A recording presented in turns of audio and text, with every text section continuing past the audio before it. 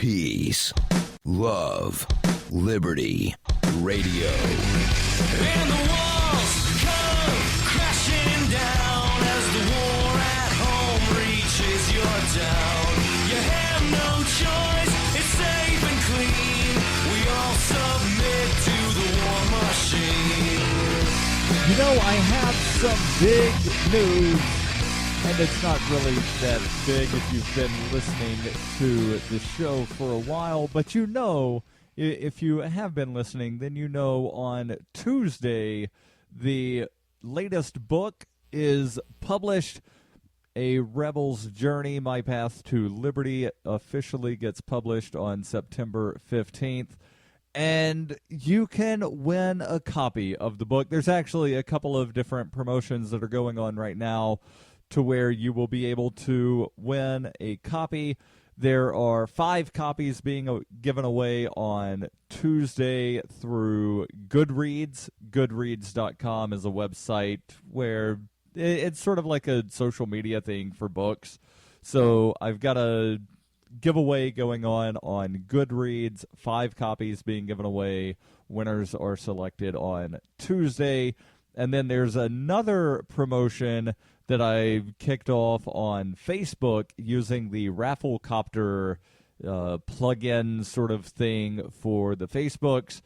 The winner of that gets selected on Thursday. So I'll post the links for both of those giveaways in the show notes. And the one cool thing about the Rafflecopter is there are ways that you can earn multiple entries every day, so it basically increases your chance of winning a signed copy of the book.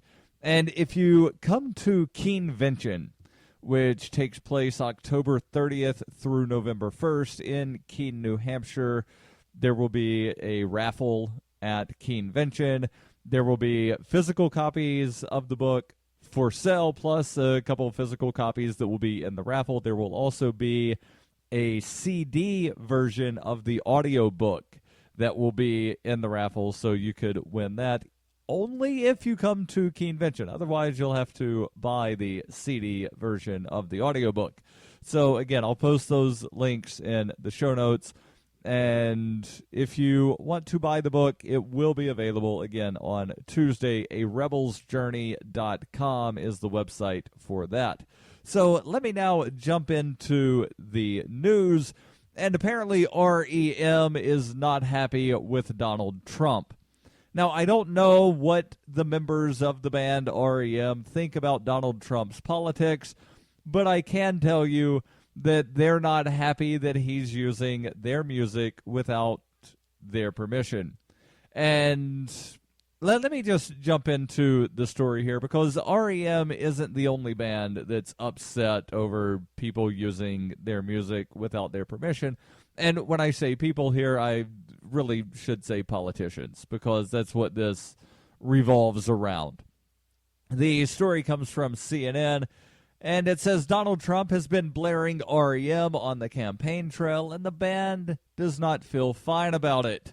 The GOP presidential candidate took to the podium Wednesday on the steps of Capitol Hill to slam President Obama's proposed Iran nuclear deal.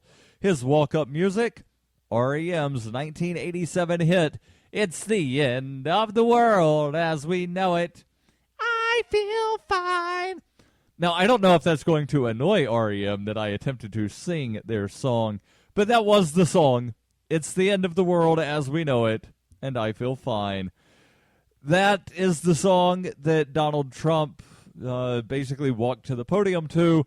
Rival candidate Senator Ted Cruz, whom Trump acknowledged having a political romance with, was the one who invited Trump to speak at the rally.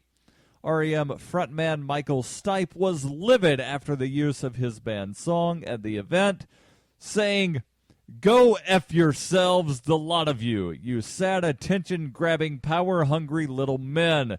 Do not use our music or my voice for your moronic charade of a campaign." The band posted on Facebook, and it was slightly more diplomatic than what Stipe sent in an email to the Daily Beast. The post on Facebook said, while we do not authorize or condone the use of our music at this political event and do ask that these candidates cease and desist from doing so, let us remember that there are things of greater importance at stake here. The media and the American voter should focus on the bigger issue and not allow grandstanding politicians to distract us from the pressing issues of the day and the current political or the current presidential campaign. Now, the post does not go into what the pressing issues are, only that, you should not be distracted by grandstanding politicians.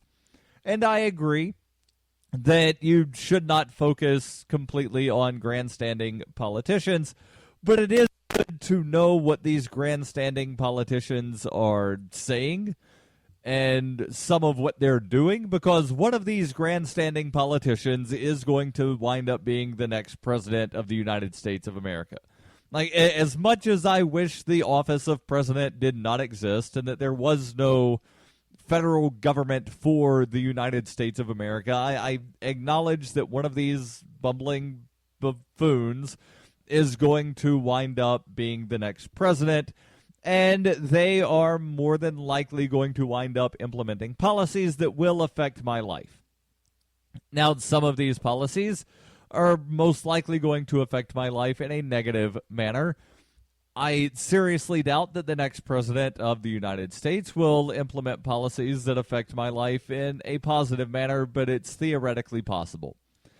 Again, not really going to hold my breath on that, but it's theoretically possible. So it is good to know what these guys are doing. But let me get back to the article here. CNN asked the question, what's the frequency? In June, Donald Trump used Neil Young's "Rockin' in the Free World" on the campaign trail, much to the dismay of the rock legend. Young's management company said in a statement Donald Trump was not authorized to use "Rockin' in the Free World" in his presidential candidacy announcement.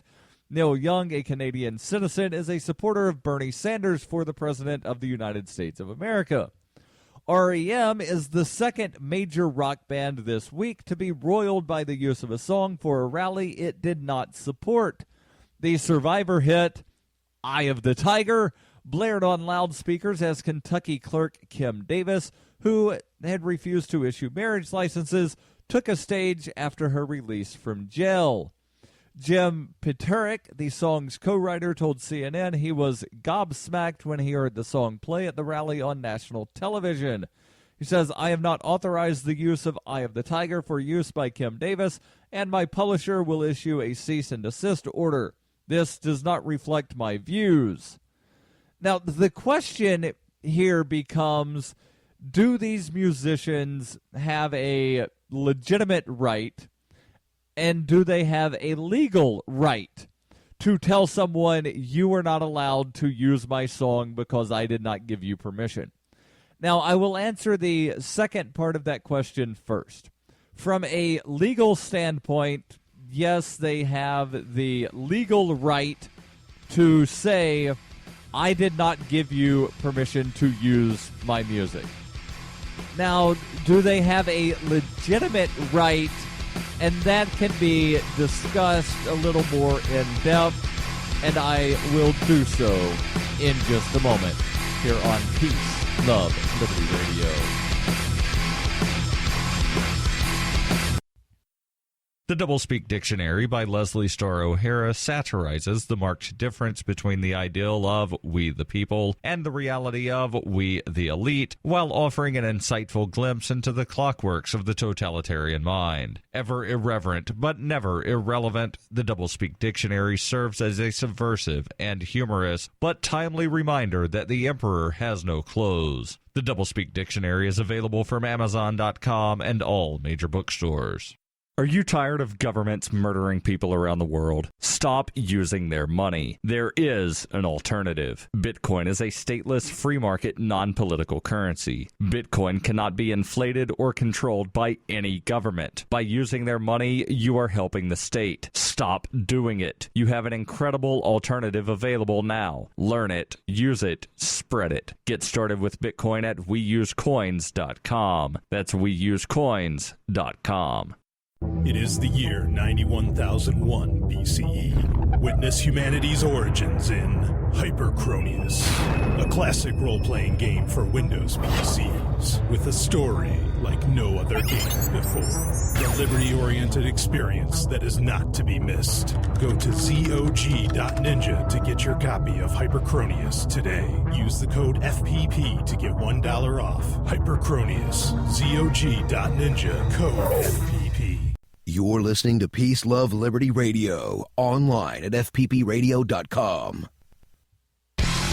Now, before I get back into talking about copyright and whether or not an artist has a legal or legitimate right to tell someone you can't use my song because I did not give you permission to use it in this manner, I want to make sure that I tell you about Liberty.me.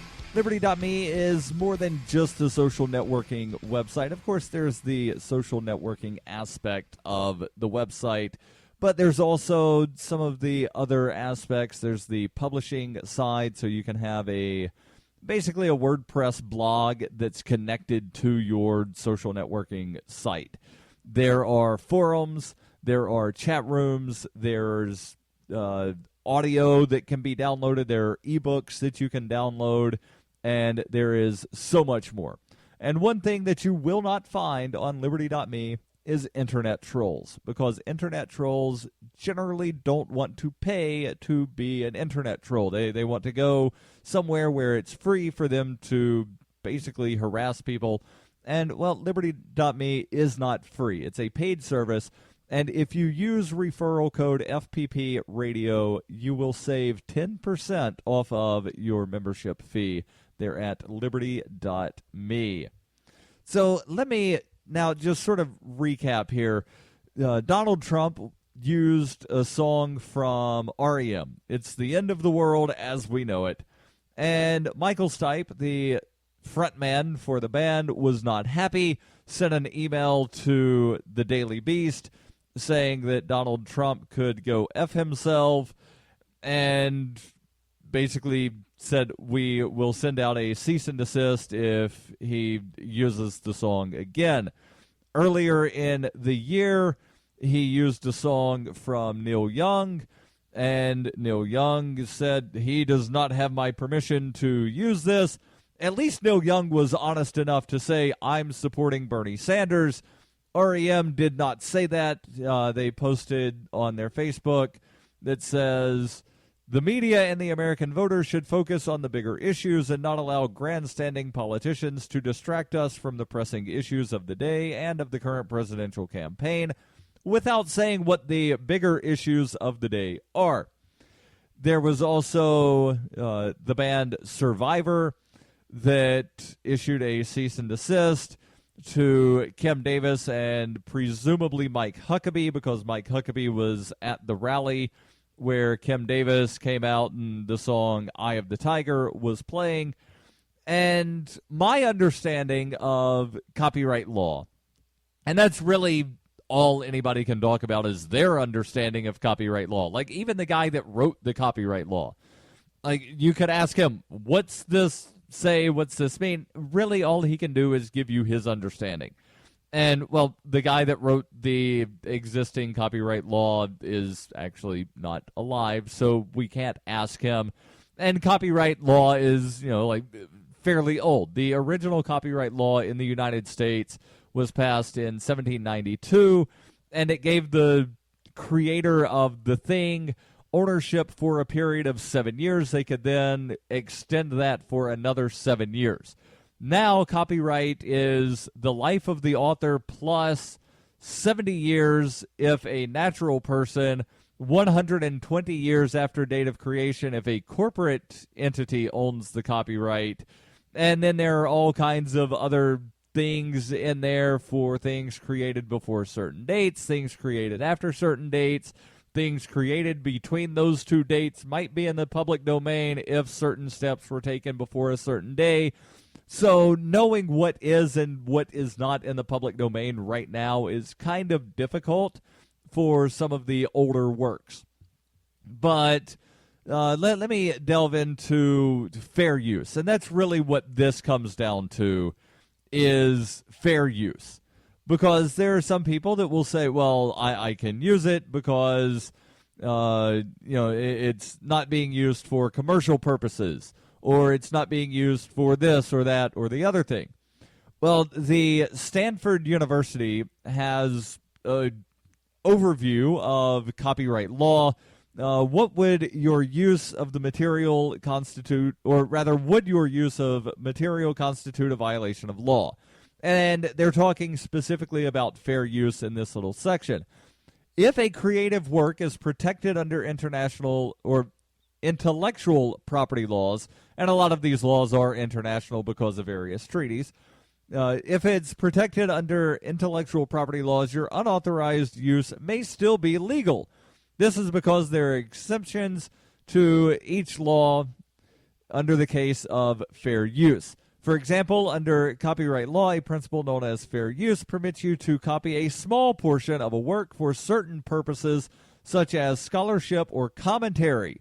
Under the fair use doctrine, you could reproduce a few lines of a song lyric in a music review without getting permission from the songwriter or whoever happens to own the copyright to the song. Chapter 9 discusses fair use in greater length. And let me skip down here, see if I can find, and no, I can't find on this page where it goes into Chapter 9 to go more in detail about copyright law, or rather fair use of the copyright law, but I know that there are also exemptions for educational and parody purposes. And that's not actually what Donald Trump or Kim Davis was doing. They were not using this for parody. They were not using this for educational purpose. They were basically giving a public performance of a song that somebody else had written and recorded. Yes, I know they were not playing the instruments themselves. They were basically, like broadcasting this song to anyone within earshot.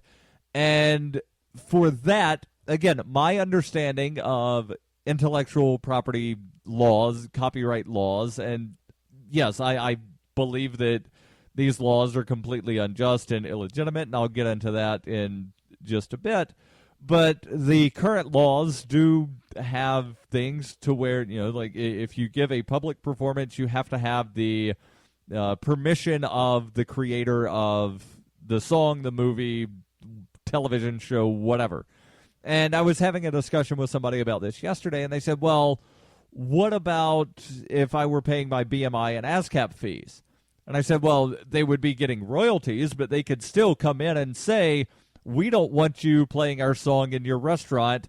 We don't care that you're paying royalties. We are withdrawing our permission for you to use this song in a public manner. And that, my understanding, is that is perfectly allowed under current copyright law. Now, I think that's complete BS, and I would say that it's completely illegitimate. But, like most government laws are illegitimate. So there are laws that tell you what you are allowed and you are not allowed to put in your body.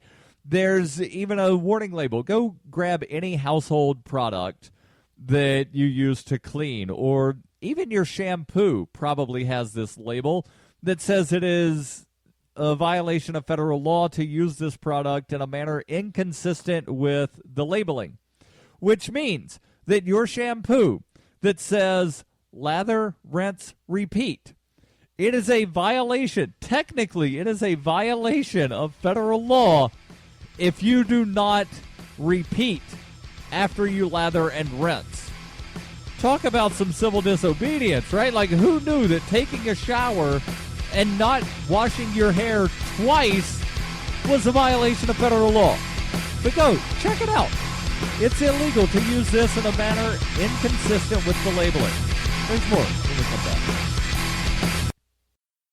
You can support FPP Radio by joining the Fans program. Fans are friends, allies, and Numery supporters. Fans help FPP afford to produce more original content. You can join the Fans program for as little as $3 per month or any amount of Bitcoin per month, thanks to the recurring payment options provided by Coinbase. To learn more or to join the Fans program, visit fans.fppradio.com.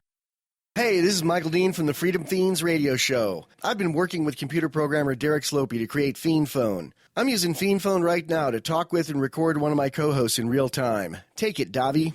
Hey, this is Davi Barker, and I'm 1,000 miles away from Michael, but we sound like we're in the same room. We sure do, Davi. So, Davi, please tell the nice people more about Fiend Phone. Fiend Phone is free, open-source software that opens up a global world of possibilities for collaborative, high-quality remote voice media production, and I'm digging it. People can try the Windows beta version of Fiend Phone right now at fiendphone.com. But we're also raising money to vastly improve Fiend Phone and vastly improve independent talk media worldwide. So go to fiendphone.com to help out. Who will build the audio roads? We will, with your help. That's fiendphone.com. FEENPHONE.com. Foxtrot, Echo, November, phone.com. Fiend Phone. I never knew remote audio could be this good. You're listening to Peace, Love, Liberty Radio with Darryl W. Perry.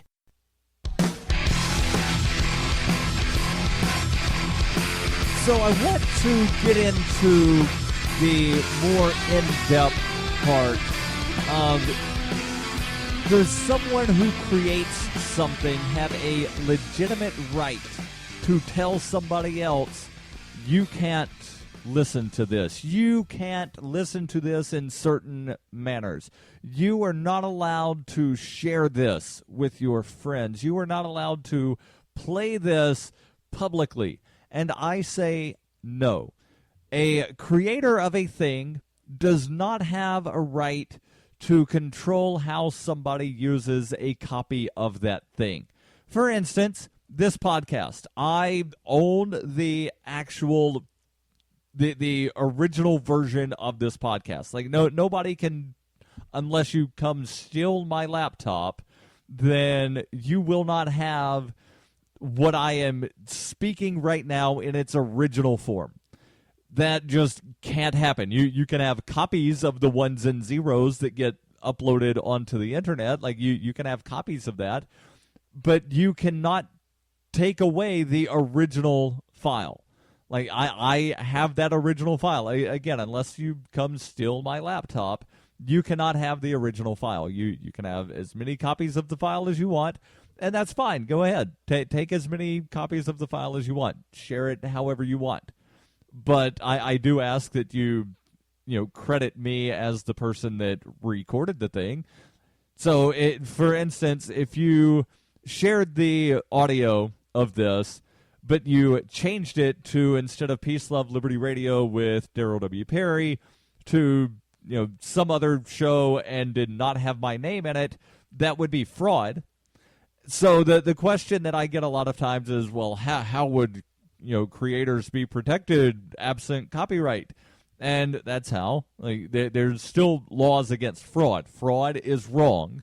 So, for instance, if I drew a picture of something and said, this is an original Vincent van Gogh painting, then I'm committing fraud because it's not an original Vincent van Gogh painting. Vincent van Gogh didn't even look at the piece of paper that I sketched something on.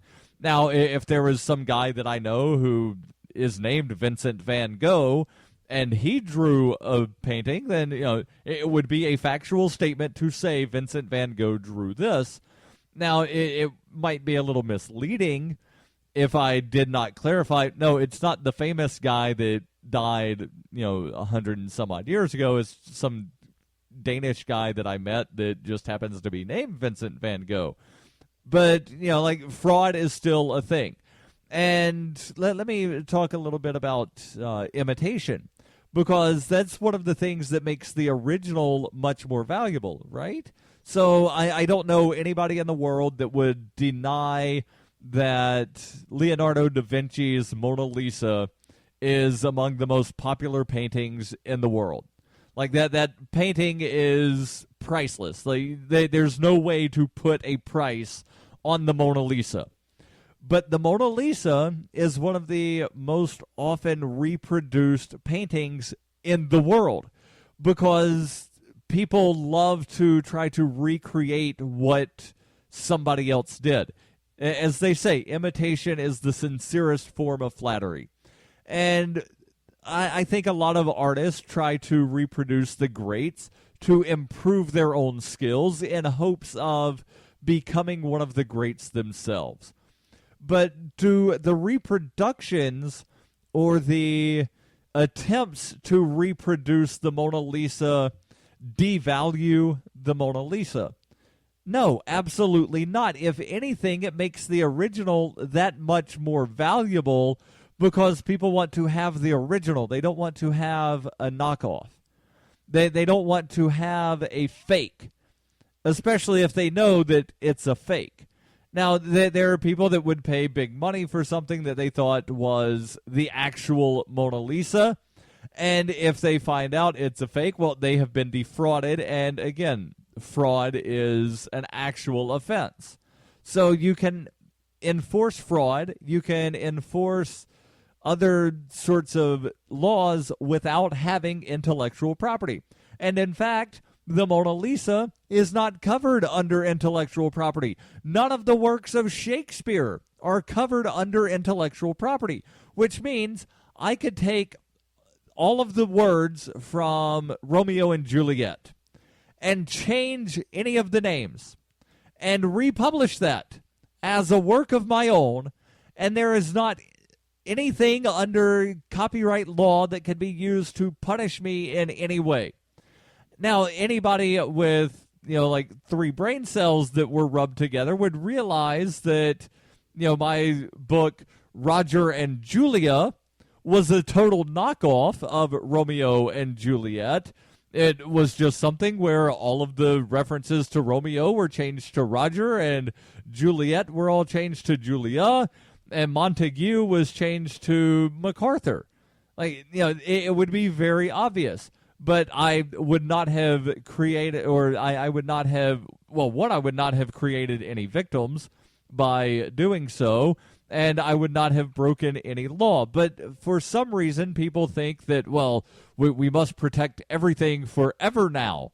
And that was actually one of the things that Sonny Bono's widow, I believe it was Mary, when she took over his seat in Congress after he passed away, she tried introducing basically the Sonny Bono Copyright Act that a lot of people have called the Mickey Mouse Protection Act that extended copyright to what we currently have, but it was originally introduced to forever less one day, meaning that things would be essentially copywritten until the end of eternity, which is absolutely ludicrous.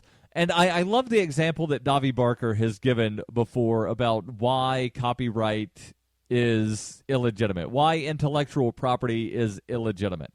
Because you're not just saying that I own an idea, and you're not just saying that I created an idea. What you are saying when you support intellectual property and when you support copyright is I own this idea, and I own the brain cells, the specific neurons in people's brain where this idea is being stored after they have heard this idea. And when you look at it that way, as you're now claiming ownership over parts of another human being's body, that is what intellectual property is. Now, again, let's go back to the thing where REM is saying, we don't want you playing our song in public. I think that's a legitimate request. I don't think that there should be any court action based on that. I think that, decent people should respect people's requests, right? So if I say, I don't want anybody playing this podcast in front of a group larger than 4 people, Now, you could decide to do that. You could decide not to. I'm not going to then go to a court and say, I made a request and somebody didn't listen to me, so wah, give me money. I'm not going to do that. I put this thing out under Creative Commons and, share it however you want. Just give me credit for it. So, is Donald Trump being, kind of annoying? Yeah, absolutely, but not necessarily because he played an REM song in public. Hey, don't forget, every Wednesday, say Ask Me Anything. Send those questions, AMA@FPPradio.com.